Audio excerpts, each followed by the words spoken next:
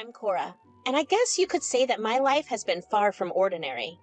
I didn't have the most conventional childhood, to say the least. My dad, well, he was a criminal, involved in all sorts of shady activities. Theft, embezzlement, abuse, you name it. As for my mom, she had her own struggles and was eventually sent to a mental institution when I was just a kid. That left me bouncing around foster homes, one after the other, never really finding a place to call home. When I turned 18, I decided I had enough of that life. I moved out on my own, determined to make a better future for myself. I hustled with side gigs and odd jobs to make ends meet, and despite all the challenges, I managed to put myself through community college. It was not much, but it was a start. It was during those college days when I met my now husband, Ian. We bumped into each other at the public library one evening. I remember the day we met like it was yesterday, in the nerdiest way possible. I was struggling with a project, and little did I know that moment would change my life forever. Ian was sitting right next to me, and he seemed like a computer genius. I was not hesitant. Excuse me, I hate to bother you, but do you know anything about coding in Python? Oh, Python? Yeah, I know a bit. What do you need help with? Great! I'm stuck on this Python script. It's supposed to analyze some social survey data, but I can't seem to figure out the syntax. No problem at all. I would be happy to help. Let us take a look at your code. Thank you so much for helping me with this, by the way. I'm Cora, by the way. Ian, nice to meet you. Cora, what's your major? Oh, it's sociology. So, what got you into coding? It's not the most common subject for a sociology major. Well, it's a long story. I don't have a wide range of skills, for the job market. I don't have the means to afford another course, and I need to get a job because if I don't, I could end up on the streets. I was trying to make a joke out of my situation, but it was a real problem. Ian worriedly asked me, and then we got talking. Ian was different. He did not just listen, he understood. He did not judge me for my past or the absence of my parents in my life. Instead, he showed me empathy and genuine concern. It was in the way he looked at me as if he saw beyond my history and into the person I wanted to be. He was like a breath of fresh air in my life, a contrast to the traumatic past I had left behind. Ian was everything I was not used to. He was smart, kind, and had a future so bright it could blind you. He was pursuing a degree at Princeton University, studying something that was way over my head, but I loved hearing him talk about it. Our love story started pretty quickly. Ian and I had been dating for a year, and it felt like we could just not get enough of each other. It was like those cheesy rom-coms, but real life. We found ourselves a cute little apartment that quickly became our love nest. Our days were filled with goofy laughter, late-night talks, and heaps of plans of our future.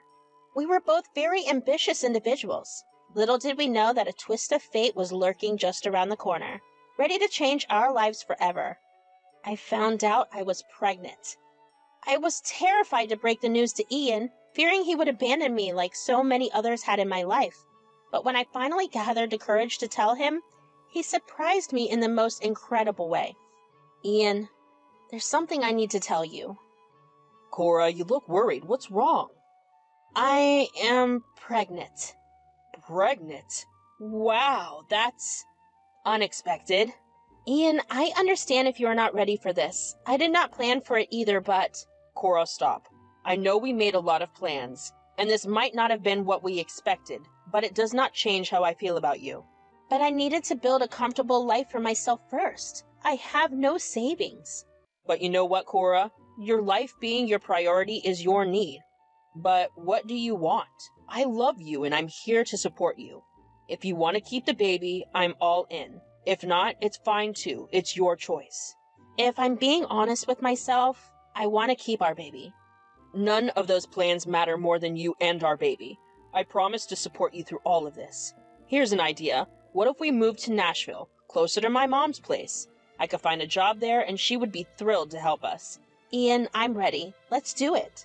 So there we were, two dumb young adults who thought they could raise a baby. But if you know what? I won't spoil the story by telling you whether it worked out or not. You have to wait a bit more. So we decided to elope and had a secret wedding. We got a little apartment in Nashville. Ian ditched college, which bummed me out because I thought I ruined his Princeton dream, but it seemed as if he wasn't too torn up about it. He had mentioned how both he and his mom wanted him to go to Princeton, so I felt guilty for taking away his dream, but he quickly found a pretty good paying job, and all of this happened in just 2 months. Ian's family consisted of his mom, Lillian, and his sister, Kinsley. His dad, well, he passed away when Ian was just a teenager. He had a heart condition. Ian never really talked about it, but I could tell it still affected him deeply. Lillian and Kinsley were incredibly protective of him, and Ian had been keeping away everything from them. Then came the day we had to tell his mother everything. Well, I finally get to meet you, Cora. Ian talks so much about you. You know, he is 23, and you're the first girlfriend he's ever brought home. He's always been so shy. Mom, there's something I need to tell you. Sure, son. Cora's not just my girlfriend. She's my wife. We eloped. What on earth am I hearing, Ian? Mom, Cora is my wife. And there's more. Cora is pregnant. We have decided to keep the baby. You've got to be kidding me, Ian. This is unbelievable. There's one more thing, Mom. Seriously? What now? Did you bail on college to sling lattes and support the sudden family? Well, the college part is true, but not the latte slinging. I did drop out, though. You've turned your life upside down, son. Your sister and I worked hard just so you could do all this? What are people going to think? And what's Cora's deal? Cora, are your parents even aware of this? Well, my folks are not exactly in the picture. Not in the picture? Care to explain? My dad is in prison, and my mom, she is, well, seeking mental help. I grew up in foster homes. This is the woman you chose to marry, Ian? Someone who comes from a family of nutjobs and thieves? Ian, you can't possibly understand these kinds of women. They are like leeches, always looking for a way in. I bet she got pregnant on purpose, and to trap you. Mom, you can't say that about her. She's an incredible person. Ian, I do not care. I just don't want to see you throw your life away. Mom, I know what we are signing up for. I love Cora. Look at you. You used to be my perfect boy. What has this girl done to you? I'm still warning you, Ian. Mom, this is what I wanted too. She did not brainwash me. Son, I would have understood if she was someone special. Look at her. She is nobody. Her own parents abandoned her. Why would you want to bring a baby into this world with someone like that? People are going to talk behind your back, not to mention you've already ruined my image. That is enough, Mom. You are right. You are on your own now. After the tense meeting with Ian's mother, Lillian, where her words had cut through me like a knife, I thought that was the end of our interactions. However, later that day, Ian's sister, Kinsley, called him. I could overhear Kinsley's stern and concerned tone. I could not make out the entire conversation, but it was clear that she was giving Ian a thorough lecture about his life choices. When Ian returned to the room, he seemed like he had been through the ringer. It was pretty clear she was concerned about Ian and the family's reputation. After that, radio silence from Kinsley and Lillian. We thought maybe they just needed time to process everything, so we just focused on getting ready for the baby. During the 5th or 6th months of my pregnancy, out of nowhere, Lillian called me. It had been a while since we last spoke, so I was not sure what to expect from the conversation. Hey, Cora, it's Lillian. How are things? Oh, hi, Lillian. I didn't expect to hear from you. I've been thinking a lot, Cora, and I realized we got off on the wrong foot. I want to patch things up and get to know you better. Would you be open to that? Well, Lillian, I appreciate the offer. Let us give it a try. Thank you, Cora. That means a lot to me. How about I drive over to pick you up and we can have lunch at my place? I will even invite Kinsley so we can all talk things out. I will text you our address. I mentioned the lunch invitation to Ian when he got back from work. He seemed surprised but told me it was entirely my decision. He wanted me to feel comfortable about it, so the next day Lillian came to pick me up. The car ride was a bit awkward, and when we arrived at their place, Kinsley was already there waiting. The lunch with Lillian and Kinsley turned out to be a real surprise. Despite the initial awkward vibes we got into a comfortable groove, talking about all sorts of stuff. Lillian's cooking skills were on full display, and we chatted about pregnancy, babies, and life in general.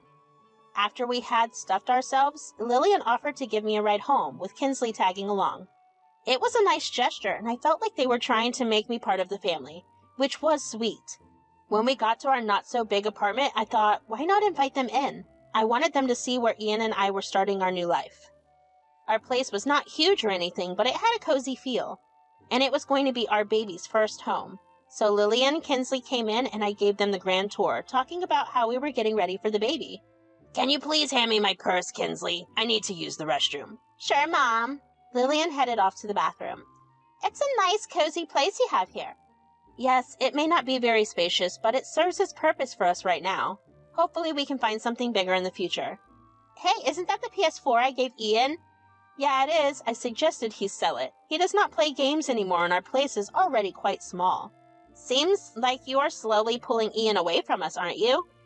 What are you trying to say? Lillian got back to the room. What's going on here? Mom, this girl, you were right. She has some ulterior motives. Kinsley, think before you speak. Mom, this girl, she is a vamp. Look at the things she's making Ian do, Mom. She is trying to erase all traces of us from his life. Let us just go. I have everything under control. But Kinsley, she had this look like she would kill me. And let me tell you, she nearly did. She pushed me and my heart skipped about 100 beats. I fell on the floor. The cramps felt like a sledgehammer to the gut. Kinsley and Lillian's reactions were perhaps the most shocking part of it all. As I cried out in pain and fear, their faces paled, and they fled the scene like guilty culprits. There was no concern, no care for my well-being or the safety of my baby. After a frantic 911 call, the paramedic swooped in and Ian met me at the hospital. He looked like a mix of worry and anger, holding my hand like it was a lifeline. I told him the whole crazy story and we both knew things had hit a new low with his family. Later that night, back in our cozy little apartment, I found Ian sitting at his laptop, staring at the screen. I could not just leave him hanging, so I asked him what was eating at him. What's up, honey? You have been staring at that screen for 15 minutes now. Cora, what went down today? It's just wrong. I can't believe my family would put you and our baby in that kind of danger. I am with you on that, Ian, but we can't control their actions. I should have seen it coming. Should have protected you better. Ian, you do not need to apologize. You were not the one who pushed me, and you were not the one who ran away when things got scary. You were there for me, and that means more than anything. No, baby, I do need to apologize. I need to protect you and our baby. Even if it's from my mother and my sister, what they did was assault, and it's not something I can just brush off. I'm going to file an online police report. Ian, are you sure about this? It is your family. Cora, family or not, what they did was unacceptable. I would not let anyone hurt you or our child and get away with it. They need to face the consequences of their actions. And I want you to know that I have already talked to a lawyer. At least we can get a restraining order against them. It is the least we can do to ensure our safety and peace of mind. I love you, Ian. I never imagined I would have someone who'd go to such lengths for me. You do not have to imagine it, Cora. It is what we do for the people we love, and you and our baby mean everything to me. After filing the police report, we settled into bed. The baby bump was growing steadily, making me feel exhausted most of the time. Despite my fatigue, I found it hard to sleep that night. Around 1 a.m., my phone suddenly started ringing. I hurriedly picked it up and stepped outside to answer, not wanting to disturb Ian's sleep. You dumb little tramp. Kinsley, are you drunk or something? Maybe. Anyway, I called to give you a heads up. You might have survived that fall, but some jewelry seems to have vanished from my mom's house, and we have our suspicions. What are you talking about? Well, ever since you were at Mom's place, she can't find her jewelry. We are talking diamonds and pearls here, sis. I wonder who could have taken them. Kinsley, I can't believe you're accusing me of stealing. Sister-in-law, you might be raising that baby behind bars if Mom decides to file a report against you. And if the police dig into your background, well. But I did not steal anything. Well, you might want to check your closet just in case. Mom's heading to the police tomorrow, and I will be right there with her. You will be gone for good, and our brother will be in safe hands. This is unbelievable. You act all nice just to get an invitation to my place, and now you're doing this? I've had enough of you. Oh, and by the way, here's a little heads up for you too. Your little scheme is about to unravel. Ian filed a report against you. What?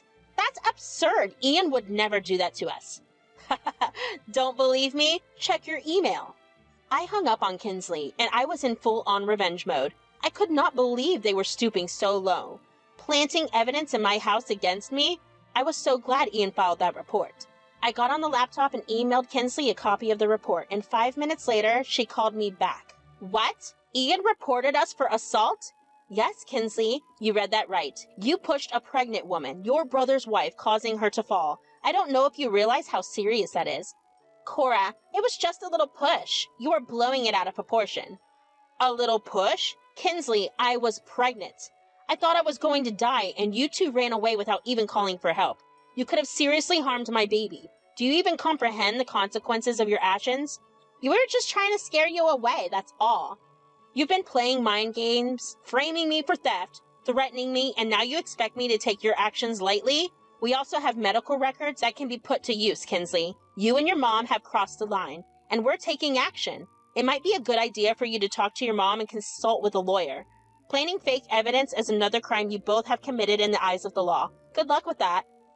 I never should have gone along with my mom's plan. Can you help me fix this? I don't want to go to jail, and I don't want my mom to either. Is there anything you can do to make you forgive us?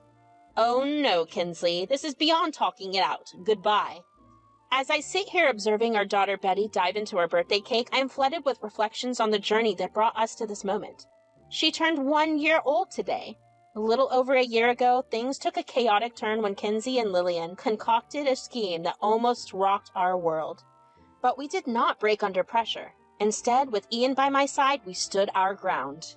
We filed a police report and delivered a resounding message. Enough is enough. The court slapped a restraining order on them, which was a massive relief. We could finally breathe without the fear of their meddling and drama.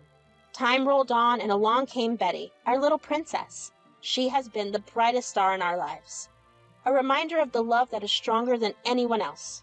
Ian, the genius that he is, scored a well-deserved promotion at work, securing our financial future.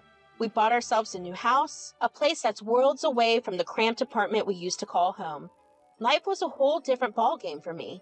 No parents, no real direction. It was a lonely and uncertain time. Today, as I gaze upon Ian and our laughter-filled Betty, my heart swells with gratitude. Life is never a smooth ride, but it's those bumpy stretches that create the most remarkable stories.